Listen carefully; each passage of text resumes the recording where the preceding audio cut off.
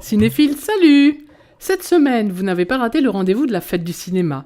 Vous avez été plus d'1 million dans les salles pour apprécier Les Moi Moches et Méchants 2, c'est-à-dire Gru et C'est Mignon, qui était plutôt bien réussi. Alors, si cela vous a redonné la fièvre du samedi soir et des salles obscures, eh bien vous allez pouvoir vous en donner à cœur joie car cette semaine il y a de très bonnes sorties. Une excellente comédie où l'on rit à pleines dents et sans dentier, Les Reines du Ring, avec un casting formidable. Marie-Lou Berry, Nathalie Baye, André Dussolier. Frances A. de Noah Baumbach à l'affiche du festival Paris Cinéma. Vous reconnaîtrez pour la bande-son Modern Love de David Bowie. Une comédie américaine Ma meilleure amie, sa sœur et moi de Lynn Shelton. Puis une italienne Basilicata Coast to Coast de Rocco Papaleo.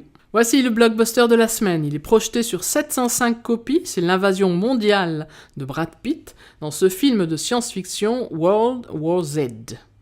Mais aussi dans un autre genre, Le Congrès, sélectionné à la quinzaine des réalisateurs, c'est l'adaptation du roman éponyme de Stanislas Lem, c'est-à-dire le maître de la science-fiction polonaise qui était déjà à l'origine de Solaris, qui lui a été adapté 2 fois à l'écran par Andrzej Tarkowski et Steven Soderbergh. Vous pourrez également revoir Le Roi et l'Oiseau, l'adaptation en animation du conte d'Hans Andersen, La bergère et le ramoneur, qui n'a servi que de trame pour ce film de Grimaud, Prévert et Cosma. Puis 2 films dramatiques, Jeunesse de Justine Malle avec Esther Garel et Didier Bezas, une histoire autobiographique sur Justine Malle, qui est la fille du cinéaste Louis Malle. Et Pour une femme de Diane Curis avec Benoît Magimel, Mélanie Thierry, Nicolas Devauchel, Sylvie Testu et Denis Podalides. Le film de l'action de la semaine, ce sera La dernière recrue, un film de Luc Murat.